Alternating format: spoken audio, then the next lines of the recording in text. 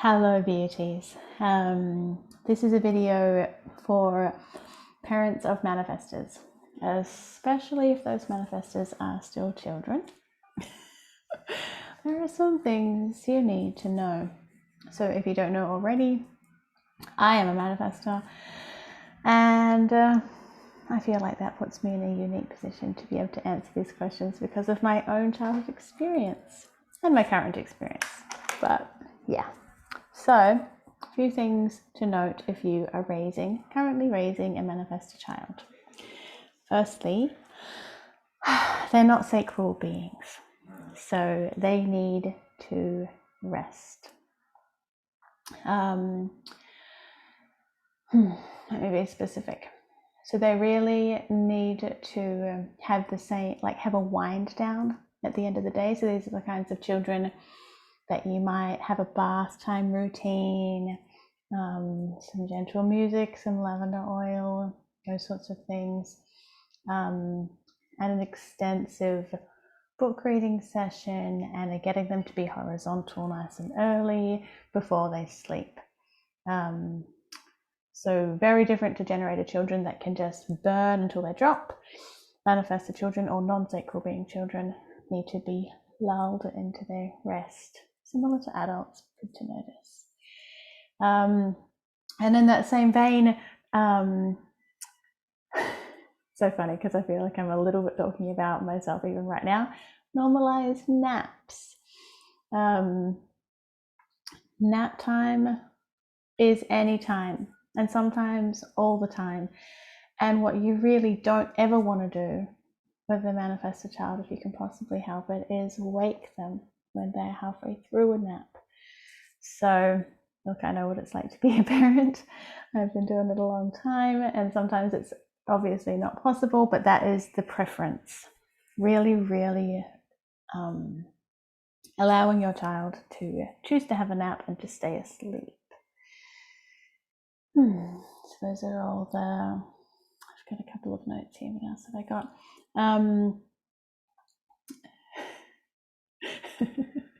I've got a note here that says, don't wake them. I suddenly went, don't make them do anything. That is really my next point. Don't make them do stuff. So I mean, I was fortunate enough to have two projector parents who really didn't get a say in what I did. But it was, I'm sure, I'm very sure that it was challenging for them. Best thing you can do as a parent is give your children, your manifestor children, as much space, as much freedom, as much saying yes to as many things as possible within, obviously, the boundaries of safety for their age and for where they're at in their development. So it's a real lesson in trust, in my opinion. And and learning, I mean, your child feels like they can do any damn thing, whenever, right? Always, of course. Why would you say I can't? You're an idiot. So, and that is their truth. That's totally their truth. So you want to nurture that. So within reason, saying yes. Yeah, you can try that. Yes, of course. It brings to mind one of my children who's actually not a manifestor, but I kind of raised my children as manifestors, as you can imagine, because that's how I wanted to be raised. So that's what we do when we don't know better, right? Both of my children have 3s in their charts, so they were really, I want to try everything in a similar way. Fortunately, that worked out pretty well, that I didn't know what I was doing with human design back then. But it calls to mind this vision I had of my youngest child, who was an absolute thought he could walk on water, where he would climb to the top of the Norfolk Pines at the beach so freaking high, cling on to the very top, and then just start going, woo, woo. And me as a manifestor parent was just like capable of, and knowing, I mean intuitively, because that's what I wanted, to just be like, okay, so yeah, that's freaking me out as a parent, but there's grass underneath, hazard reduction, and best thing I can do is just not get anxious and Tell them to hold on. Not tell them not to fall. Great tip. Never say don't fall. What do?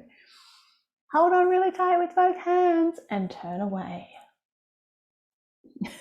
So that's what you need to be doing in the Manifesto Child. Probably, yeah. Just letting them, saying yes. What else have I got? So particularly important to have them following their PHS or their determination. So the different ways in which we best eat for our specific beings. Different for all the children, obviously, but if you haven't already, find out what that is and follow it. For me at least, in the beginning at learning PHS stuff, and I don't know, I still feel a bit this way.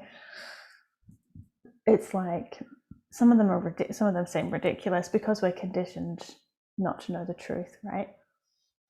So do it, even if it's challenging, even if your mind said, this is what's going to happen, your mind is going to say that's so weird and stupid.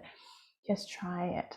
So what's happening when we do our PHS is it's not just about our digestion. It's about the whole frequency of the truth of who we are coming through. It's about not stifling our essence. This is all my language, not Ra's, but it's important. So do that. And teaching your children, Ra says this. So obviously our Manifesto strategy is to inform, right? It's always a challenge. Inform. Things go more smoothly. We get into our flow. People don't get in our way when we inform. So for your child, encouraging them, reminding them to ask permission. That's what Ra says. So reminding your child that instead of just getting up and walking outside, going to the door, 3 years old, swinging on the door handle and pushing themselves out the door, just remind them, you need to just ask first, and as much as you possibly can to encourage them asking permission, say yes. I've heard that from other Manifestor parents as well. So yeah, that's just so Ra says that from not quite 0, is it? But from really young to about 7 is when there's there's teaching opportunities and reminding and holding them in that space, and yes, as long as you asking permission and sort of training them in that way, which it's not quite natural to them. It's not natural to a manifestors to inform, but training. And then from what I gather, I haven't had experience with this though. Yeah. So from 7 to 14, it does start becoming natural. That just makes me kind of go, oh, that'd be nice, because it's still really challenging as a manifestor to inform. So yeah, remind them to ask. Yes, of course you can, as long as you ask. Just as long as I know where you are. Yes, as long as you ask. It's actually so funny to reflect on this, because I really did raise a projector and a generator. But like I said, like all good parents, we try and do what we wanted for ourselves, right? So I raised them like they were little manifestors, and one of our rules was, oh God, that really brings up something funny. One of the little catch cries of our household was, there's just one rule, don't die. It's totally seared into my children's memory. One of them actually has it tattooed on his body now. Too funny. Which is such manifested parenting. Like, I trust you, basically, without saying, okay, yes you can, but I trust you. That kind of frequency. What was I going to say there? Oh yeah, another rule I had with my kids when they were younger, that obviously was for manifestors, but not them, was you can go as far as you want, but just remember, you have to be able to see me. And I used to remind them, especially when they were small, if you can't see me, then I can't see you. And you can be doing whatever you want as long as I can see you. So turn around, look, can I still see mom? No. And that was a real Obviously, they didn't have a struggle with that because they weren't manifestors, but I would love to hear how that works for you. That's definitely what I wanted as a manifestor chart. I think that's all, actually. Yeah, I mean, just to your very best ability, allowing them to, I mean, they are breaking the dams of your family. If you have one manifestor child and there's no other manifestors, then really you've got a leader energetically, even though that's a small body. That aura is the biggest aura in the house, and treating it as such with the respect that it deserves. Yeah, it knows. Thank you very much. I hope this is helpful to you.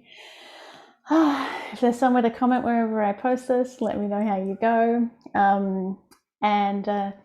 Yeah, let me know if you need any support on your journey as well. That is something that I'm doing right now. Lots of love. Have fun.